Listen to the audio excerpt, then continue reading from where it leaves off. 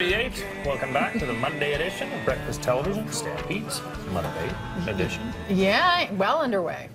Well underway, yeah. We're into the fourth day of action coming up this afternoon, and that'll be the final go-round for the Pool A guys, and then a whole new slate of cowboys and cowgirls will come in tomorrow, and they'll do 4 rodeos, and then we'll sort of separate the wheat from the chaff, if you will, and head into the playoff round on the weekend. But we're getting way ahead of ourselves.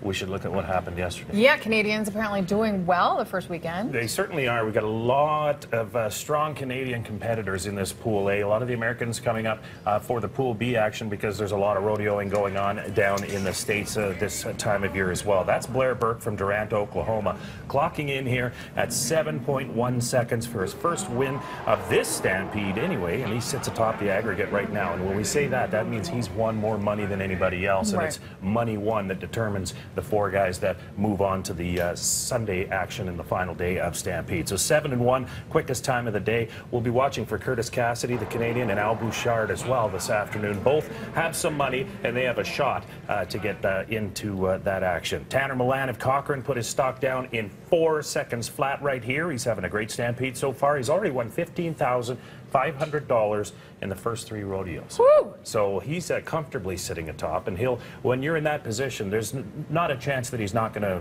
finish in the top 4, so he may be trying to go for an arena record this afternoon. It's good to see that. The Milan family always fixture at Stampede in the last several years. That's Tanner's 4-second takedown, the 2-time Canadian champion on your screen right there. To bareback we go. Sorry, Kyle Bowers of Brooks has an 85 on zip code here, and that moves him into first place with 13,501 in 3 days. And they say, Tara Sloan, that this is the most difficult and demanding, physically demanding event in the rodeo. I think I can see why. Absolutely. The cowboy chiropractor back behind the chutes is definitely one of the busiest people at the Stampede. 6 Canadians in the money in the bareback, so the hometown crowd will be excited to watch them go this afternoon. And Saddle Bronc is next.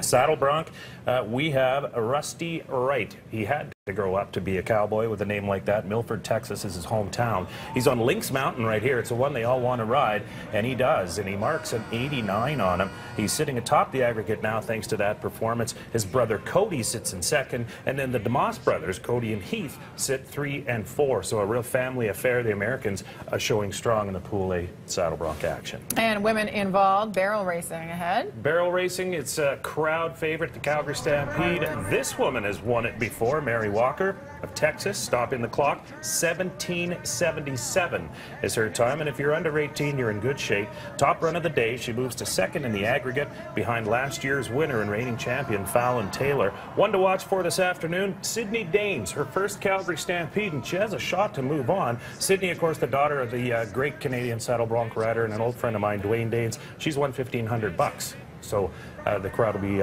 watching her go this afternoon. But Mary Walker in good shape. And they cap every rodeo with the bull riding. Right. A lot can be done in 8 seconds. A lot of damage can be done in 8 seconds. This is Tanner Byrne, Prince Albert, Saskatchewan.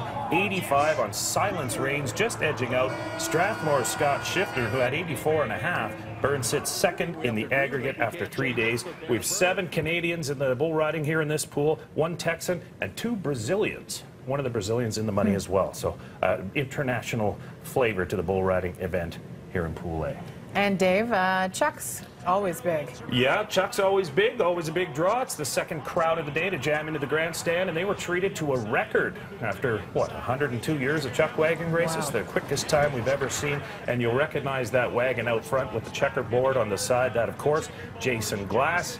He takes the lead right out of the barrels and never relinquishes. It's a 1:11.24. The final time as he crosses the line right there past the eye, a track record. He moved from 7th in the aggregate to the top of the pile after that race yesterday. Ray Crotto Jr. and Logan Gorst right behind him. Are you hearing anything about the track, why this record has been set? It's just he's that good, or is the track changed a little Well, bit? he's got the same team of horses that won him the $50,000 last year, and probably the favorite coming into this Stampede.